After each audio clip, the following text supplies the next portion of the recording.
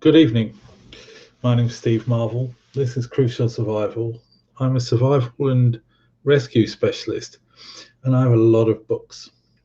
Um, Not only do I have a lot of books, I have a lot of practice. I have a lot of. I've been training other people, and I've been trained myself, and I've performed services within the RLI, and that's given me a wealth of knowledge. But today, I want to particularly talk to you about books and sources of information, what types of sources of information there are, and why I have so many books on the same subject, of which there are largely two reasons.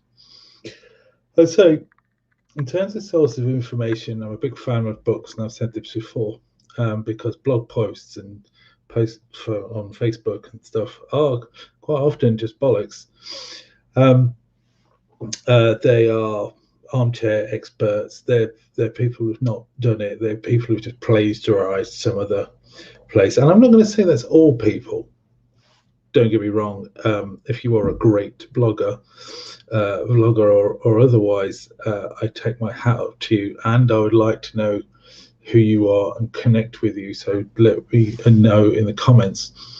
But I have lots of information on the same subject. Here is one that I arrived today.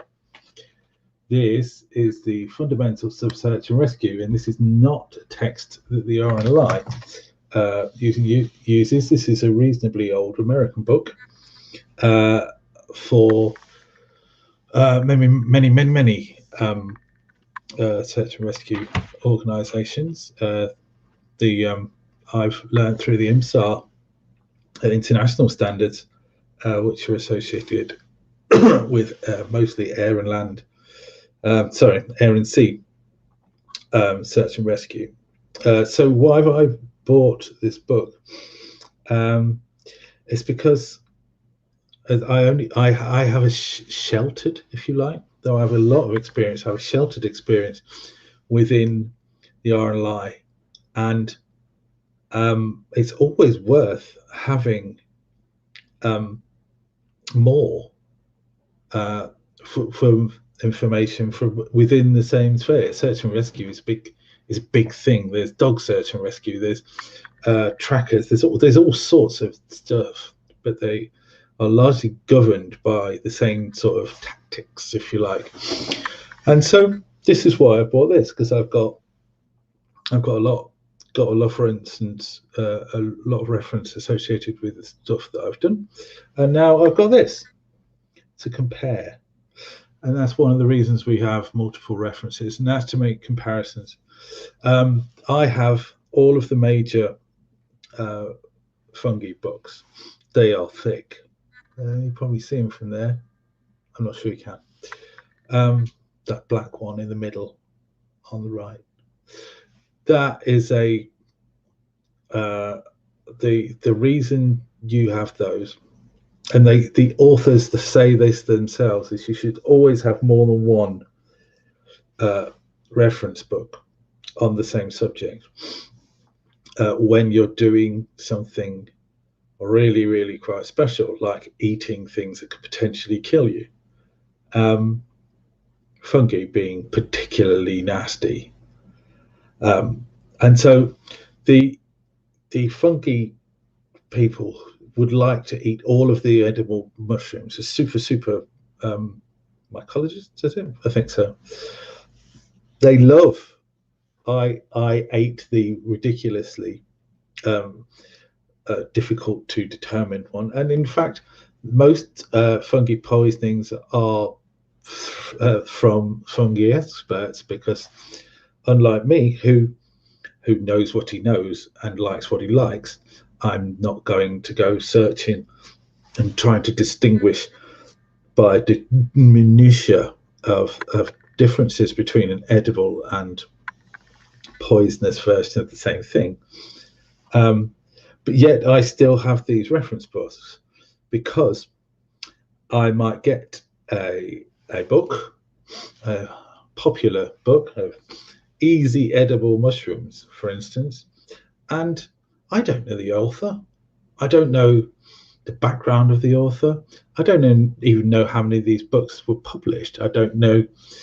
I just don't know enough. And so what that is that it's a thin book, and then there's a reference book. And this is important. This is an important process. And it's the difference between a reference book and a book you're reading. A reference book you'll never read all of, but this easy edible mushrooms or whatever would no doubt hopefully eat all of, but will certainly read all of.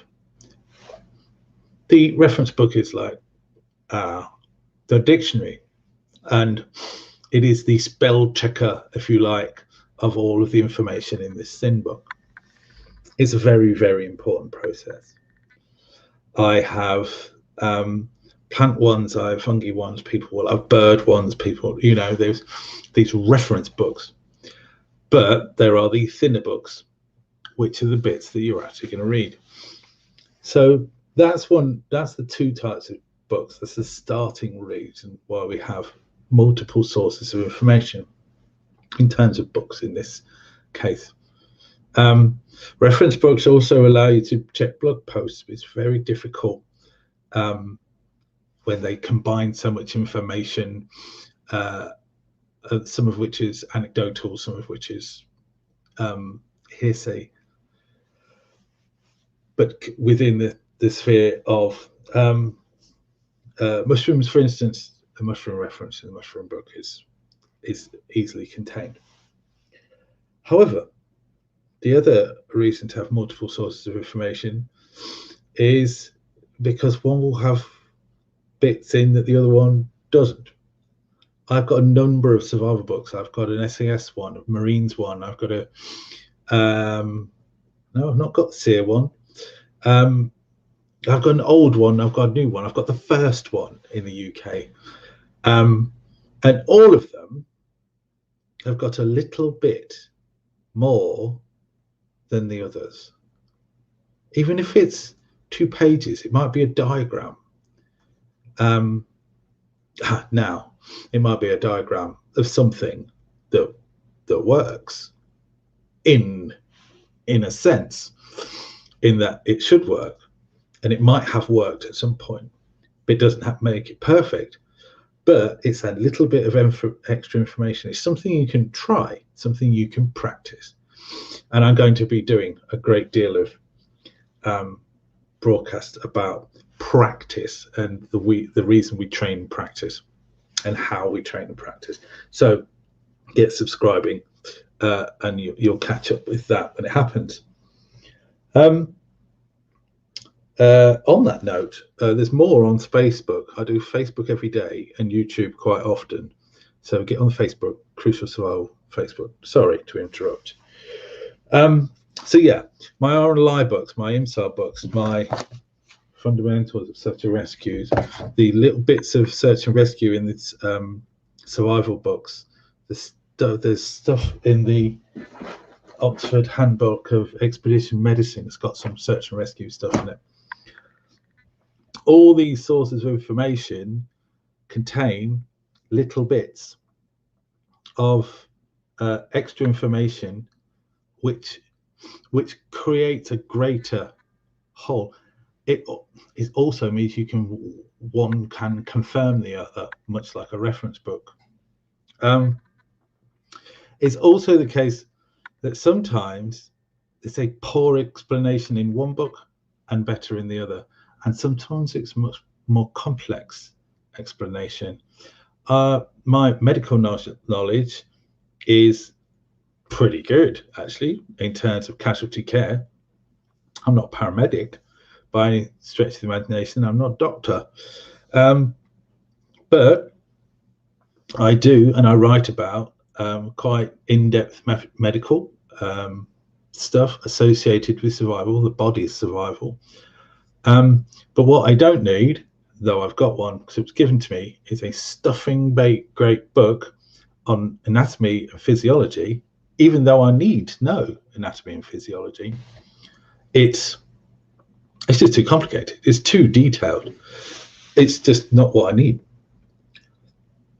So though it is useful in a sense, it's like a little tiny bit, it's not a good reference book. So lots of different sources of information. Some of them are referencing for thinner books. Some of them are more or less detailed. Some have confirmed information, and some are extra information. This is the reason I have so many books. And this is the reason I'm very interested in reading this book, which arrived today. Any questions? Any books that you've got? Any books that you were great? Any books that's got interest, very particularly interested in books that contradict each other? There. If you've got that sort of thing, just stick that in the comments. I'm really, really interested in that. Until next time, if you're on Facebook, that'll be tomorrow. If you're on YouTube, sometime in the next few days, no doubt. Catch you later.